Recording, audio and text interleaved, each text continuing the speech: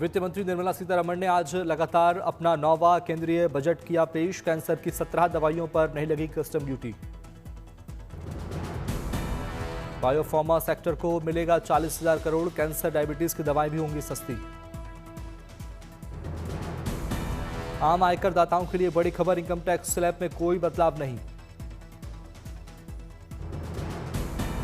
गैर audit trust के लिए इनकम टैक्स रिटर्न की समय सीमा बढ़ाई गई। अब 31 अगस्त तक होगी नई डेडलाइन। आम आदमी के लिए राहत वाली खबर, मोटर एक्सीडेंट क्लेम की रकम पर ब्याज को टैक्स से छूट। बजट में ईवी, बैटरी, जूते और कपड़े होंगे सस्ते। माइक्रोवेव ओवन के भी गिरेंगे दाम। चिप के लिए अब चीन की निर्भरता होगी कम। भारत अपना सेमीकंडक्टर मिशन ISM 2.0 लॉन्च करेगा। कंटेंट क्रिएशन को दिया जाएगा बढ़ावा। 15,000 स्कूलों में 500 कॉलेजों में खुलेंगी कंटेंट क्रिएटर लैब्स। इसके लिए लगाए जाएंगे कई नए सेटअप्स। गेमिंग सेक्टर में 10 लाख से ज्यादा प्रोफेशनल्स को किया जाएगा हायर। नए क्रिएटर्स को बढ़ावा देना और उन्हें आधुनिक सुविधाएं देना है मकसद। आयुर्वेद के 3 नए एम्स बनाए जाएंगे। आयुर्वेदिक दवाइयों की टेस्टिंग के नेशनल लैब्स भी बनेंगे। बजट में किसानों, आदिवासियों, महिलाओं और युवाओं तक ग्रोथ पहुंचाना लक्ष्य। दुनिया की सबसे बड़ी इकोनॉमी बनने की तरफ तेजी से बढ़ रहा Bharat.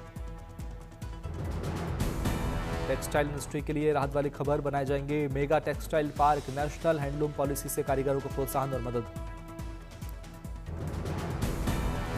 One district one product को दिया जाएगा बढ़ावा। खादी को प्रोत्साहित करने के लिए प्रोडक्शन, ट्रेनिंग और मार्केटिंग का होगा फोकस। बजट में इलेक्ट्रॉनिक इक्विपमेंट बनाने के लिए 40,000 करोड़ रुपए का किया गया प्रावधान। साइंटिफिक रिव्यू के लिए बनाई जाएंगी 1,000 मान्यता प्राप्त clinical sites. Rare earth material के लिए ओडिशा, तमिलनाडु, आंध्र प्रदेश में डेडिकेटेड फैसिलिटी सेंटर बनाने की पहल। इसके लिए बनाए जाएंगे dedicated mineral park. 7 high speed rail corridor बनाए जाएंगे जिनमें मुंबई से पुणे, पुणे से हैदराबाद, हैदराबाद से बेंगलुरु, हैदराबाद से चेन्नई, सिलीगुड़ी से वाराणसी के लिए चलेंगी ट्रेनें।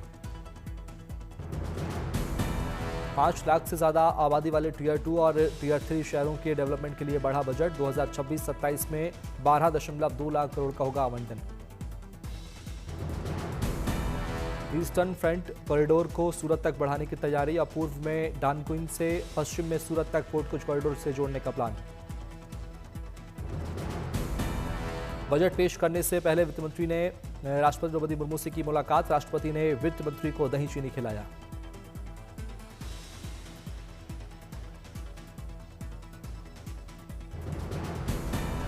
बजट से पहले बढ़ा सरकार हुई मालामाल। GST कलेक्शन बढ़ने से सरकारी खजाना लबालब। प्रयागराज में माघ मेले में माघी पूर्णिमा पवित्र स्नान। संगम तट पर भारी संख्या में श्रद्धालु और साधु संत लगा रहे आस्था की डुबकी। माघ मेले में 5वें पवित्र स्नान पर त्रिवेणी से आ रही भव्य तस्वीर। कड़ाके की ठंड के बावजूद श्रद्धालुओं में दिख रहा जबरदस्त उत्साह। माघी पूर्णिमा पर 1.5 करोड़ से ज्यादा श्रद्धालुओं ने किया स्नान। माघ मेले में अब तक करीब 21 करोड़ श्रद्धालुओं ने संगम में किया पवित्र स्नान। माघी पूर्णिमा स्नान के साथ कल्पवास का होगा समापन। कुछ कल्पवासी 3 दिन बाद त्रिजटा स्नान के बाद माघ मेले से करेंगे प्रस्थान। महाशिवरात्रि पर माघ मेले में होगा छठा और अंतिम स्नान पर रिकॉर्ड संख्या पहुंचेंगे श्रद्धालु। माघ मेले का भी होगा भव्य समापन। माघ मास की पूर्णिमा का होता है खास महत्व। माघी पूर्णिमा पर गंगा या त्रिवेणी संगम में स्नान माना जाता है बेहद शुभ।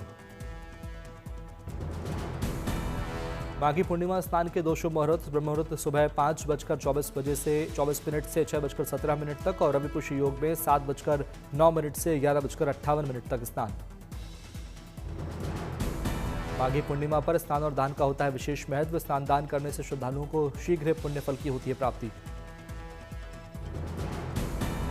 माघी पूर्णिमा भगवान विष्णु और चंद्रदेव की आराधना का विशेष विधान है। व्रत और पूजा पाठ से हर मनोकामना होती है पूर्ण। ब्रह्म मुहूर्त में किसी पवित्र नदी, तीर्थ या सरोवर में स्नान करें। बाहर स्नान संभव ना हो तो घर पर पानी में गंगाजल डालकर करें स्नान। माघी पूर्णिमा पर हरिद्वार में हर की पैड़ी में उमड़ा आस्था का जनसैलाब। श्रद्धालुओं ने लगाई आस्था की डुबकी। गंगा स्नान करने के लिए दूर दूर से हरिद्वार पहुंच रहे श्रद्धालु गंगा तट पर किया स्नान। माघ पूर्णिमा पर गंगा स्नान करने से सभी मनोकामनाएं होती हैं पूर्ण, पितरों का भी मिलता है आशीर्वाद। गंगा स्नान के बाद किया गया दान पितरों को भी देता है फल। माघ मास में तिल से बनी वस्तुओं का विशेष प्रायोजन। ऊनी वस्त्र और मिठाई दान करते हैं श्रद्धालु, भगवान नारायण का मिलता है आशीर्वाद। पूर्णिमा के पावन मौके पर शक्तिपीठ अंबाजी मंदिर की शानदार लाइटों से हुई भव्य सजावट। सुनहरे, नीले और हरे रंग की रोशनी से जगमगाया मंदिर। मंदिर में उमड़ा भक्तों का सैलाब। भक्तों के वेलकम के लिए फूलों से सजे मंदिर के रास्ते, फूलों से लिखा गया वेलकम। पावन अवसर पर विधि विधान से हुई देवी अंबाजी की पूजा अर्चना। पुजारियों ने उतारी देवी जी की मंगला आरती। मंगला आरती में शामिल हुए बड़ी संख्या में श्रद्धालु, सभी ने लिया देवी मां का आशीर्वाद। घंटियों की आवाज से गूंज उठा मंदिर परिसर, लोगों ने लगाए देवी जी के जयकारे।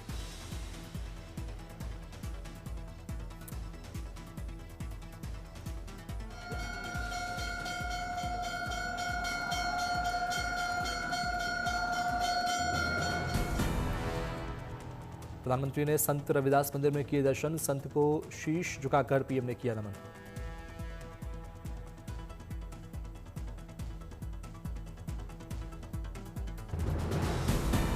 जालंधर में पीएम मोदी ने आदमपुर एयरपोर्ट का किया नामकरण। एयरपोर्ट का नाम हुआ संत रविदास एयरपोर्ट।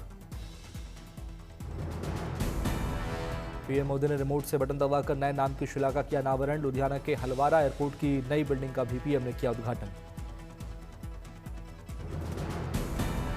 प्रधानमंत्री ने संत रविदास जी की जयंती पर प्रदर्शनी का किया दौरा। पीएम ने देखी संत रविदास की तस्वीरें।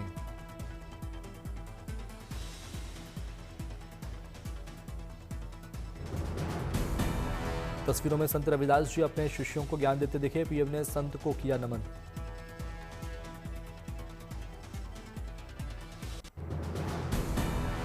जैसलमेर का डिडांसर मैदान बना उत्सव का केंद्र। मरु महोत्सव में ऊंटों के रोमांचक करतबों और कैमल पोलो ने खींचा सबका ध्यान। वायुसेना के एयर वॉरियर ड्रिल ने आसमान में दिखाए हरतंगेज करतब। वायुवीरों ने पेश किया साहस और शौर्य का अद्भुत प्रदर्शन।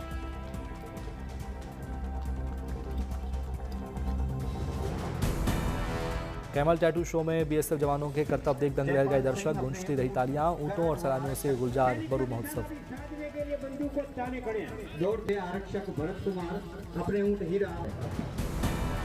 दौड़ते ऊंटों पर योग, राइफल के साथ संतुलन और पोलो मैच बना आकर्षण का केंद्र। ऊंट पर 25 मिनट पोलो खेलते खिलाड़ियों ने दिखाया दम।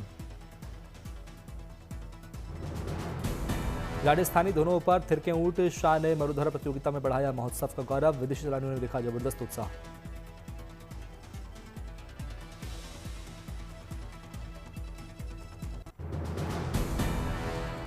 मरु महोत्सव में रंगारंग उत्सव और सांस्कृतिक धमाका। अनोखा नजारा देख विदेशी सैलानी भी हुए उत्साहित। मरु महोत्सव में ऊंटों की संजीवनी छटा। ऊंट श्रृंगार प्रतियोगिता में बीएसएफ का परचम। खबर सिंह के ऊंट ने जीता पहला पुरस्कार। पनिहारी मटका रेस में महिलाओं की हंसी ठिठोली। संजू राठौड़ बनी विजेता। हंसी, संतुलन और रोमांच का दिखा अद्भुत संगम। भारतीय टीमों का रस्साकसी में दबदबा। पुरुष और महिला दोनों वर्गों में 2-0 से जीत। रस्साकसी में विदेशी टीमों को दी शिकस्त।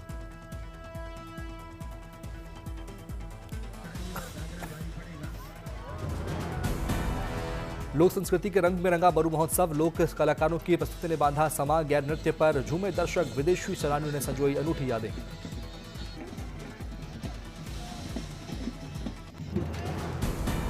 उत्तराखंड के कोटद्वार में 2 दिवसीय बर्ड फेस्टिवल कार्यक्रम का आयोजन। मुख्य अतिथि के तौर पर मौजूद रहे CM Pushkar Singh Dhami. Bird watching के शौकीन मेहमानों ने भी की शिरकत। मेहमानों के साथ गाइड भी रहे मौजूद। कोटद्वार के जंगलों में रह रहे पक्षियों की जानकारी। देश विदेश से आए मेहमानों को दी गई दुर्लभ पक्षियों की खींची गई तस्वीरें। बर्ड फेस्टिवल कार्यक्रम के दौरान पर्यटकों ने देखी पक्षियों की 52 प्रजातियां। बर्ड साइटिंग से संतुष्ट दिखे सैलानी। इस तरह के आयोजन से पर्यटन को मिलेगा बढ़ावा, नौजवानों के लिए खुलेंगे रोजगार के अवसर।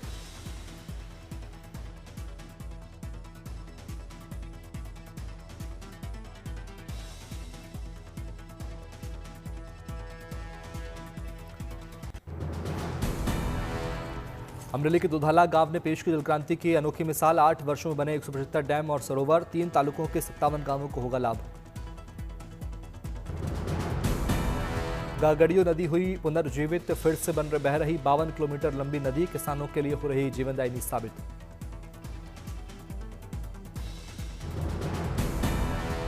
दृढ़ संकल्प और दूरदर्शी ने जोड़ते गांवों को बनाया दोबारा समृद्ध। दुधाला में जल क्रांति ने दिखाई समृद्धि की नई राह। ग्रामीण जीवन में आया ऐतिहासिक बदलाव। जल क्रांति से 3 सीजन की खेती संभव, किसान बन रहे हैं आत्मनिर्भर। जल क्रांति ने खारे क्षेत्र में भी मीठे पानी की खेती संभव कराई, किसानों की बदली जिंदगी। जमीन की कीमत हुई 3 गुना। ईडवाना में पुलिसकर्मी ने पूरी की दिव्यांग की इच्छा। दिव्यांग ने जताई थी थाना देखने की इच्छा, पुलिस वाले ने अपने कंधे पर बैठाकर दिखाया थाना। गया में भगवान बुद्ध और उनके 2 शिष्यों के अस्थि कलश देखने के लिए उमड़े श्रद्धालु, विधि विधान से पूजा पाठ कर किया नमन। धनबाद में रन फॉर एजुकेशन का हुआ भव्य आयोजन। दौड़ में 5000 बच्चों ने लिया हिस्सा, जमकर लगाई दौड़। एयर मार्शल इंद्रपाल सिंह वाले ने पूर्वी वायु कमान के वायु अधिकारी कमांडिंग इन चीफ का पदभार ग्रहण किया। सन 1988 में एनएसडी में हुए थे शामिल।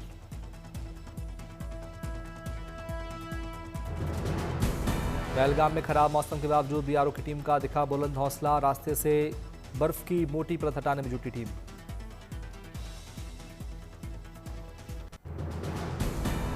कुल्लू और मनाली के पहाड़ों ने ओढ़ी बर्फ की सफेद चादर, नजारे हुए बेहद मनमोहक। प्रकृति की खूबसूरती ने पर्यटकों का जीता दिल, हर ओर दिखा कुदरत का जादू।